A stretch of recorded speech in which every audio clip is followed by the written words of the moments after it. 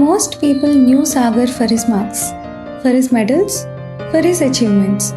But beyond the classrooms and the report cards was someone equally curious, an artist, a photographer, a short filmmaker, and many, many more.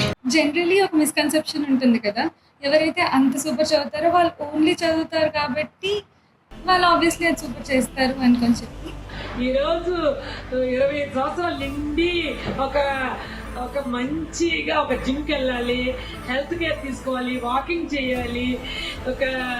నేను first time వాడి ఇంటికి వెళ్తే ఒక water can లెక్కలేనట్టు మోసేయడం చూసి అలాగా అవాక్ అయిపోయాను. నా సాగరైనా, నా చిన్న బుద్ధి సాగరైనా ఇన్ని చేసేస్తున్నాడు అని ఎంతో వాడిని చూసి నేను గర్వపడుతున్నాను. తల్లిగా నా బ్లెస్సింగ్స్ వాడికి ఎప్పుడు ఉంటాయి. స్కూల్లో కానీ అన్ని విషయాల్లో డెడికేషన్ లేదు, ఒక చార్ట్ ఇచ్చారు, ఒక ఏంటంటే ప్రాజెక్ట్ వర్క్ ఇచ్చారు, అంటే ఇక దానికి ఏమి లేకపోయినా స్కెచ్ పెన్, చార్ట్ అన్ని కొని కంప్లీట్గా వీడు తయారు చేస్తే. లేదమ్మా స్విమ్మింగ్కి వెళ్తే మంచి హైట్ అవుతావు, స్విమ్మింగ్కి వెళ్తే హైట్ అవుతావు అన్న మాట వాడికి అన్నానంటే ఇక మార్నింగ్ మీరు 6:30కి వెళ్తామంటే వాడు 6కి రెడీ అయిపోతుంది.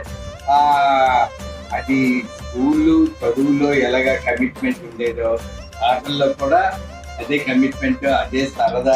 ఇనిషియల్ డేస్ ఆఫ్ హైదరాబాద్లో ప్రతి వీకెండ్ మేము ఎక్కడికో అక్కడికి వెళ్తుండే. బ్యాడ్మింటన్, స్విమ్మింగ్, టేబుల్ టెన్నిస్ ఇలా చాలా ఆడుతుండే.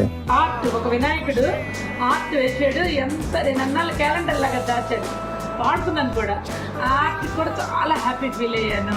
ఒక సైన్స్ ఎగ్జిబిషన్ ఉందంటే మళ్ళీ అది చెయ్యాలి అని చెప్పి దానికోసం అన్ని తమ్మని ఏది కూడా వాడికి ఎప్పుడు ఏది ఇచ్చినా అది చెయ్యాలని వాడు మూను ఇంట్రెస్ట్ ఉండడం. తను ఎన్ని చేస్తాడో రాసుకోవడానికి ఇంత పెద్ద లిస్ట్ రాస్తాడు.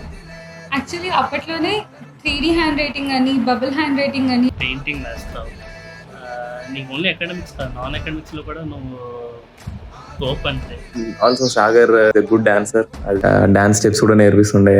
ఆ టైంలో డాన్స్ అప్పుడప్పుడు డాన్స్ కూడా చేస్తుండే. అండ్ క్లాస్ ఎప్పుడు ఏ కల్చరల్ యాక్టివిటీస్ జరిగినా కూడా బోర్డు మీద పేర్లు రాసేవాడు వింతగా. అరే నీ హ్యాండ్ రైటింగ్ మాత్రం భలే ఉండేదిరా, చాలా బాగా రాసాడు. కల్చరల్ యాక్టివిటీస్ అంటే డాన్స్, స్పోర్ట్స్ లో కూడా ఇన్వాల్వ్ అయ్యడం, ఇలా అన్నిట్లో నాట్ ఓన్లీ అంటే స్టడీస్ పరంగానే కాదు, ఇలా చాలా ఫన్నీ థింగ్స్ లో కూడా ఇన్వాల్వ్ అయ్యేవాడు అనమాట. దాంట్లో కూడా చాలా ఎంటర్టైనింగ్, అందరినీ నవ్విస్తూ. అప్పట్లో కూర్చొని షార్ట్ ఫిల్మ్స్ చేశాడు. ఆ ఐడియా కూడా ఎవరికి రాలేదు అప్పుడు దాకా. అప్పట్లో కెమెరాతో ఫోటోలు ఇలా తీసుకునేవాళ్ళు, బట్ తను లిటరల్ బ్యాక్ కెమెరాతో అంత పర్ఫెక్ట్ సెల్ఫీస్ తీసుకునేవాడు. అప్పుడు మిర్రర్ సెల్ఫీస్. అప్పట్లో ఎడిట్స్ చేసేవాడు, కొన్ని రీల్స్ కూడా చేశాడు, చాలా మీమ్స్ చేసేవాడు. ఒకటైతే సూపర్ వైరల్ కూడా అవుతుంది. సాగర్ ఎప్పుడు నాతో చెప్తూ ఉంటాడు అనమాట, స్పోర్ట్స్ అంటే నీ స్టఫ్ రా అన్నట్టు, ఎకడమిక్స్ నా స్టఫ్, స్పోర్ట్స్ నీ స్టఫ్ అని. But he never acknowledges this. But Sagar used to be crazy fast in terms of running అండి. అది నాకు తెలిసినంత వరకు ఎప్పుడు రన్నింగ్ కాంపిటీషన్ ఉన్నా సాగరే ఫస్ట్ వచ్చేవాడు.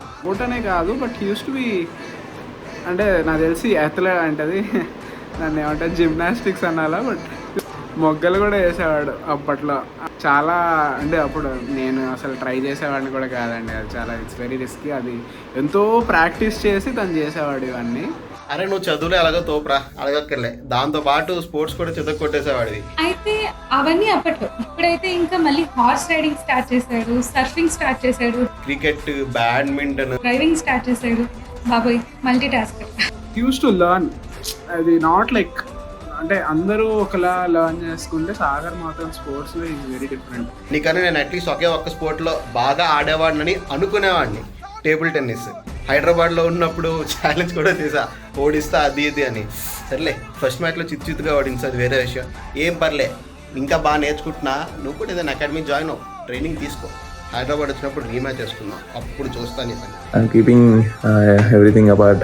Thanks Sagar for being part of my life.